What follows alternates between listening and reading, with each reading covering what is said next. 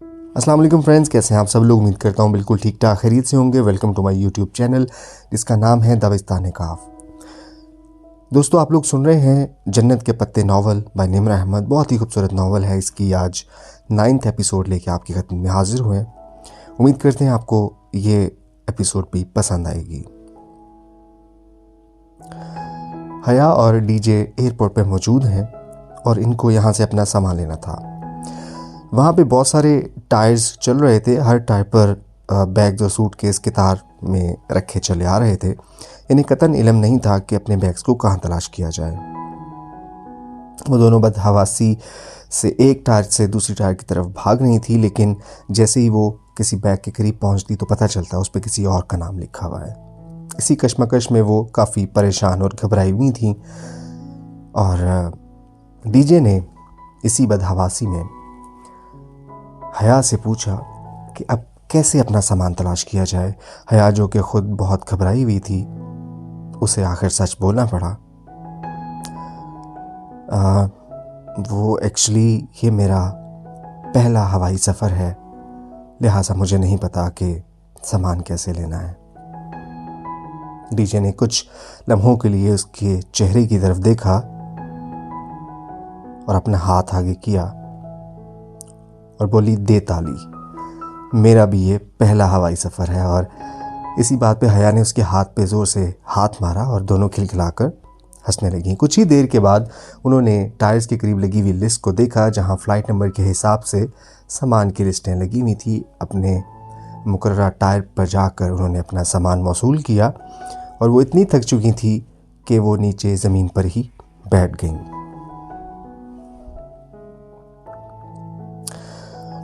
ان کے ارد گرد بہت سارے لوگ ادھر ادھر آ جا رہے تھے، اور وہ بیٹھی ہوئی لوگوں کو دیکھ رہی تھی۔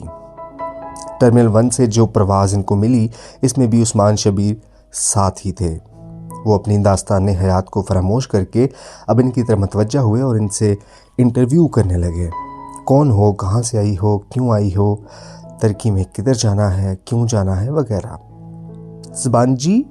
سبانجی یونیورسٹی، انہوں نے اتنی بلند آواز میں دہرایا کہ اگلی نشست پہ بیٹھی تو خاتون گردن موڑ کر پیچھے دیکھنے لگیں اور کچھ بڑبڑانے لگیں، جس کی ان کو سمجھ نہیں آئی کیونکہ وہ ترک لینگویج میں کچھ بول رہی تھیں۔ یہ آپ کو کیا کہہ رہی تھی؟ حیا نے پوچھا۔ تو عثمان شبیر نے کہا کہ ان کو چھوڑیں، آپ یہ بتائیں کہ آپ کو آپ کے والدین نے پاکستان سے اکیلے ترکی آنے کی اجازت کیسے دے دی؟ جوان بچیوں کو اکیلے کیسے بھیج دیا؟ تو حیا نے بتایا، ہم اکیلے نہیں ہیں، ہمارا پورا گروپ ہے، ہم 2 اسٹوڈنٹس ہیں، اور باقی فیکلٹی ممبران جو ہیں وہ 2 روز قبل ہی روانہ ہو چکے ہیں، مگر انہوں نے سنا ہی نہیں اور وہ بولتے چلے گئے۔ خیر، اب اکیلی جا ہی رہی ہو تو اپنا خیال رکھنا۔ اور پھر ان کا واز شروع ہو گیا۔ نماز پڑھا کرو، قرآن پڑھا کرو، پردہ کیا کرو، سچ بولا کرو، اللہ سے ڈرو۔ غرض ہر وہ بات جو اپنے بیٹے کی تربیت کے وقت انہیں بھول گئی تھی، اب اچانک یاد آ گئی تھی۔ حیا نے قدرے جھنجھلا کر اپنا رخ پھیر لیا۔ دوپہر 2 بجے گھڑی کے اس پار نیچے، بہت نیچے، وہ پرفسوں منظر پھیلنے لگا تھا۔ مرمرا کا سمندر، اوپر بادل، برف، یوں جیسے نیلی چادر پہ سفید روئی کے گالے تیر رہے ہوں۔ وہ اس منظر کے سحر میں کھوتی چلی جا رہی تھی۔ جہان سکندر کا ترکی اس کے قدموں کے نیچے تھا۔ یہ رکھ لو۔ پرواز اترنے کے اعلان ہونے لگا تو نہایت زبردستی سے عثمان شبیر نے اپنا وزٹنگ کارڈ حیا کو تھمایا۔ اس پہ میرے گھر، سیل فون اور آفس کے نمبر سبھی لکھے ہیں۔ کبھی کبھار میرا سیل فون بند ہوتا ہے، میں اویلیبل نہیں ہوتا ہوں، لیکن آفس کا نمبر ہر وقت چلتا رہتا ہے اور میں آفس میں ہمیشہ اویلیبل رہتا ہوں۔ میری سیکرٹری کی فضولیات سے بچنے کے لیے ڈائریکٹ میری پرائیویٹ ایکسٹینشن ہی ڈائل کرنا، اور وہ ہے 14، یعنی کہ 14، کیونکہ میری اور پاکستان کی تاریخ پیدائش 14 اگست ہے۔ رکھ لو، ضرورت پڑ سکتی ہے۔ عثمان شبیر نے زبردستی اپنا وزٹنگ کارڈ تھما دیا۔ عثمان شبیر سے بمشکل جان چھوٹ رہی تھی۔ ان کو کبھی کال کرنا یا دوبارہ ملاقات کا تصور ہی حیا کے لیے ناممکن تھا۔ پھر بھی اس کے اصرار پر اس نے اپنے سنہری پاؤچ میں وہ کارڈ بغیر دیکھے ہی رکھ لیا تھا۔ اتاتürk انٹرنیشنل ایئرپورٹ استنبول کی یورپی طرف واقع تھا۔ یہ اسے بعد میں علم ہوا تھا، البتہ جو بات ہمیشہ سے اسے معلوم تھی وہ یہ تھی کہ استنبول دنیا کا وہ واحد شہر ہے جو 2 خطوں کو باہم ملاتا ہے، یورپ اور ایشیا۔ استنبول کے 2 حصے تھے، ایک یورپی طرف کہلاتا تھا اور دوسرا ایشیائی طرف یا اناطولین طرف۔ اناطولین طرف کو عرف عام میں پرانا شہر بھی کہا جاتا تھا۔ وہ دونوں جب اپنے سامان کی ٹرالیاں دھکیلتی ہوئی آگے آئیں تو رومی فورم کے ارکان ان کو مل گئے جو انہیں لینے کے لیے آئے ہوئے تھے۔ رومی فورم ایک ترک NGO تھی جو بالخصوص ایکسچینج اسٹوڈنٹس کا بہت خیال رکھتی تھی۔ 2 لڑکے ان کو لینے کے لیے آئے تھے، ایک کا نام احمد اور دوسرا چغتائی۔ چغتائی نام تو ہمارے یہاں بھی ہوتا ہے، جیسے مصور عبد الرحمن چغتائی ہے نا۔ ڈی جے نے سرگوشی کی۔ السلام علیکم۔ وہ بہت گرمجوشی اور احترام سے ملے۔ چغتائی نے ان سے بیگز لے لیے۔ آئیے، باہر گاڑی انتظار کر رہی ہے۔ چغتائی برادرز پلیز پانی پلا دیں، بہت پیاس لگی ہے۔ حیا کی طرح ڈی جے بھی پیاس سے بحال ہو رہی تھی۔ چغتائی نے ہاں میں سر ہلایا اور احمد کے ساتھ ان کا سامان اٹھانے لگا۔ پھر وہ دونوں ان کے آگے چلتے ہوئے باہر کی طرف بڑھ گئے۔ بے حد مہمان نواز قوم کے اس سپوت نے ان کو پانی کیوں نہیں پلوایا، یہ معمہ وہ ساری زندگی حل نہیں کر سکی۔ قوی امکان تھا کہ چغتائی کی انگریزی کمزور تھی، جس کے باعث وہ ان کا مدعا سمجھ ہی نہیں پایا تھا۔ باہر نکلنے سے قبل انہوں نے اپنی رقم ترک لیرہ جو کہ ترکی کی کرنسی ہے اور یوروز میں تبدیل کروا لی تھی۔ 1 لیرہ پاکستانی 55 روپے کا بنتا ہے اور 1 یورو 155 روپے کا 125 روپے کا۔ 55 125 55 125 ڈی جے زیر لب کرنسی کی مالیت کا حساب لگاتی اور ان کی قیمت یاد کرتی باہر آ رہی تھی۔ ایئرپورٹ کا دروازہ کھلتے ہی سردی کی ایسی یخبستہ ہڈیوں میں گھستی خون منجمد کرتی لہر نے ان کا استقبال کیا کہ چند لمحوں میں حیا کے ہونٹ نیلے پڑنے لگے۔ یہاں مری اور ایوبیا کی سرد ترین ہوا سے بھی کئی گنا سرد ہوا چل رہی تھی۔ حیا نے بے اختیار بازو سینے پہ لپیٹ لیے، وہ ٹھٹھرنے لگی تھی۔ ان کا سامان خاصا وزنی اور بے تحاشا تھا۔ دونوں لڑکے سرمئی رنگ کی ہائی ایس میں بیگز رکھتے ہانپ گئے تھے۔ آپ واقعی صرف 5 ماہ کے لیے آئی ہیں؟ چغتائی نے سادگی سے پوچھا تو احمد نے اسے گھور کر موضوع بدل دیا۔ ہماری روایت ہے کہ جو بھی اتاتürk ایئرپورٹ سے استنبول آتا ہے، ہم اسے سب سے پہلے سلطان ابو ایوب انصاری رضی اللہ تعالیٰ عنہ کے مزار پر لے کر جاتے ہیں۔ اس سے اس کا ترکی میں قیام اچھا گزرتا ہے۔ احمد کہہ کر بیگ گاڑی میں رکھنے لگا تو ڈی جے نے سرگوشی کی، مگر حیا یہ تو توہم پرستی اور شرک۔ اس نے زور سے کوہنی مار کر ڈی جے کو خاموش کروایا۔ میزبانوں سے اس سردی میں بحث کی تو وہ تمہیں یہیں چھوڑ کر چلے جائیں گے۔ صبح تک منجمند ہو کر پڑی رہو گی اور آئندہ ترکی آنے والے سب سے پہلے تمہارے منجمند مجسمے کی زیارت کریں گے۔ احمد کو ٹوٹی پھوٹی انگریزی آتی تھی، سو وہ سارا راستہ گرد پیش کے متعلق بتاتا رہا۔ حیا کو اس سفر نامے سے دلچسپی نہ تھی۔ رخ پھیرے کھڑکی کے باہر دیکھتے گئی۔ وہ جو امریکی فلموں والی بلند و بالا عمارتوں کی آس لگائے بیٹھی تھی قدرے مایوس ہوئی، کیونکہ استنبول شروع میں تو یوں لگا جیسے اسلام آباد ہو، مگر آہستہ آہستہ غور کرنے پر انہیں محسوس ہوا کہ نہیں، وہ واقعی یورپ تھا۔ دکانوں کے چمکتے شیشے، صاف سڑکیں، مغربی لباس میں پھرتے لوگ، دکانوں کی چھتوں اور درختوں کے اوپر پڑی برف اور سڑک کنارے بچھی برف کی تہیں گویا سفید گھاس ہو۔ عجیب بات یہ تھی کہ اس قہر اور سردی میں بھی ترک لڑکیاں بڑے مزے سے منی اسکرٹس میں ملبوس ادھر ادھر گھوم رہی تھیں۔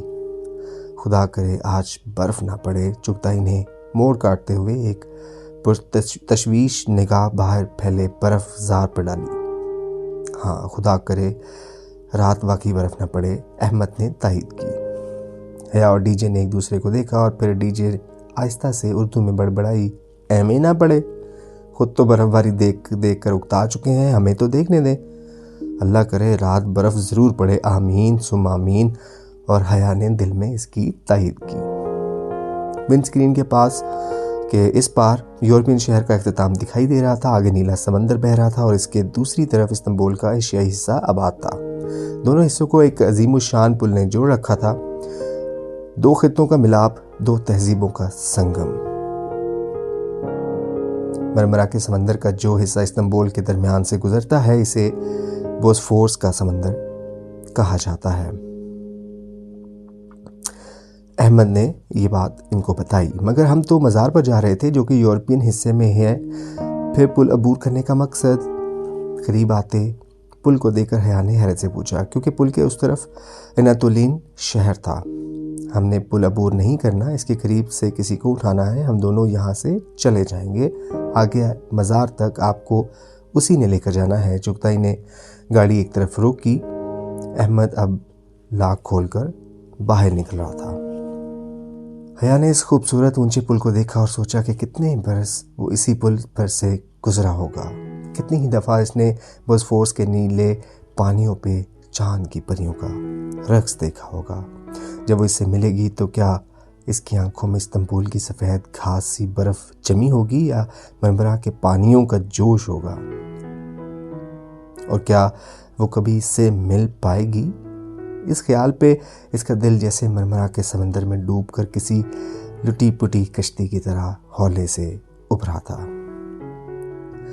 کھڑکی کے اس پار سے ایک دراز قد لڑکی کار کی طرف چلی آ رہی تھی، چہرے کے گرد اسکارف لپیٹے، بلیو جینز کے اوپر گھٹنوں تک آتا سفید کوٹ پہنے، وہ کوٹ کی جیبوں میں ہاتھ ڈالے سر جھکائے چلتی آ رہی تھی۔ اس کی رنگت استنبول کے سورج کی طرح سنہری اور آنکھیں بوجھل بادلوں کی طرح سرمئی تھیں۔ وہ لڑکی ان دونوں ترک لڑکوں کے پاس پہنچی اور مسکراتے ہوئے چغتائی کے ہاتھ سے چابی لی۔ احمد پیچھے کھڑی ہائی ایس کی جانب اشارہ کر کے کچھ کہنے لگا۔ وہ لڑکی اپنی نرم مسکراہٹ کے ساتھ سر ہلاتی سنتی گئی۔ پھر وہ دونوں چلے گئے اور وہ لڑکی کار کی طرف آئی، دروازہ کھولا اور ڈرائیونگ سیٹ پر بیٹھ کر گردن پیچھے گھمائی۔ السلام علیکم، اور ترکی میں خوش آمدید۔ اس کی انگریزی شستہ اور انداز بے حد نرم تھا۔ حیا نے محسوس کیا کہ ترک السلام علیکم کی بجائے السلام علیکم کہتے ہیں۔ وعلیکم السلام۔ حیا نے اس کا بڑا ہاتھ تھاما تو اسے لگا اس نے اتنا نرم ہاتھ کبھی نہیں چھوا۔ وہ ہاتھ نہیں گویا مکھن کا ٹکڑا تھا۔ میرا نام حالے نور ہے، میرا تعلق رومی فورم سے ہے، میں سانجی سے میٹیریل سائنسز اینڈ انجینئرنگ میں MS کر رہی ہوں۔ ایئرپورٹ پر آپ کو لینے کے لیے مجھے ہی آنا تھا، مگر میں کہیں پھنسی تھی، اس لیے آ نہیں سکی، بہت معذرت۔ اس نے کار واپس موڑ دی تھی۔ حیا سلیمان، خدیجہ رانا۔ ان کے تعارف کو حالے نور نے اپنی مخصوص مسکراہٹ کے ساتھ سنا اور اس بات میں سر ہلا دیا۔ وہ واقعی نور کا حالہ تھی، دھلی ہوئی چاندنی کی جیسی۔ اب ہم انصاری محلہ جا رہے ہیں، وہ اسٹیئرنگ ویل گھماتے ہوئے کہہ رہی تھی۔ محلہ؟ اردو والا محلہ ہے یا؟ ڈی جے نے دھیرے سے سرگوشی کی۔ شاہد، تبھی تو کہتے ہیں کہ اردو ترک سے نکلی ہے۔ تم نے میٹرک میں اردو زبان کے مضمون میں اسی فکرے کا رٹا نہیں لگایا تھا کہ لفظ اردو ترک زبان سے نکلا ہے جس کے معنی ہے لشکر؟ ڈی جے نے چہک کر فکرہ مکمل کیا۔ ایوب سلطان جامعہ کے بیرونی بازار کا نام ہے انصاری محلہ۔ بے حد رش، بہت سے لوگ اور ہر صورتے چگتے کبوتر وہ تینوں لوگوں کے درمیان بمشکل راستہ بناتی مسجد کے احاطے تک پہنچ گئی تھیں۔ نماز سے فارغ ہوئیں اور اس کے بعد اس نے ایک جگہ دیکھا جہاں پہ جے کی جگہ سی لکھا تھا، جو کہ غلط لگ رہا تھا۔ اس نے بتایا ہماری زبان میں سی کو عربی کی جیم کی آواز سے پڑھا جاتا ہے۔ انصاری محلے کے رس سے گزرتے ہوئے اس نے حیرت سے بتایا۔ وہ مسکراتی ہوئی بڑے اعتماد سے اپنے سفید کوٹ کی جیبوں میں ہاتھ ڈالے چل رہی تھی۔ اس کی بات پر حیا بے اختیار چونکی۔ حیران کیوں ہو؟ حالے نے رک کر شاپر سے اپنے جوتے نکالتے ہوئے اسے دیکھا۔ وہاں مسجد میں داخلے کے وقت جوتے باہر رکھنے کی بجائے شاپر میں رکھنے اور ساتھ شاپر ہمہ وقت اٹھائے رکھنے کا رواج تھا۔ یعنی اگر کسی کا نام جہان ہو تو وہ ترک ہجوں میں ایسے لکھا، اسے کیسے لکھے گا؟ بلا ارادہ اس کے لبوں سے نکلا۔ پھر فوراً گڑبڑا کر ڈی جے کو دیکھا، وہ ذرا فاصلے پر کبوتروں کی تصاویر کھینچ رہی تھی۔ اس نے نہیں سنا تھا۔ حالے شاپر ڈسٹ بین میں پھینک کر سیدھی ہوئی، مسکرا کر ہجے کر کے بتایا CIHAN۔ اوہ، اس نے خفیف سا سر جھٹکا۔ کبھی وہ اسے فیس بک پر نہیں ملا تھا۔ وہ اس کو جیہان JIHAN لکھ کر ڈھونڈتی رہی، مگر وہ تو اپنے نام کو CHIAN لکھتا ہوگا۔ گلی صاف ستھری اور کشادہ تھی۔ دونوں اطراف میں دکانوں کے دروازے کھلے تھے، آگے کرسیاں میزیں بچھی تھیں، ارد گرد بہت سے اسٹال لگے تھے۔ سڑک کے کنارے لوگ ٹہل رہے تھے۔ حیا کو بھوک لگ رہی تھی اور وہ اب اس سفر نامے سے بور ہونے لگی تھی۔ بمشکل وہ تینوں اس رش بھرے محلے سے نکلیں۔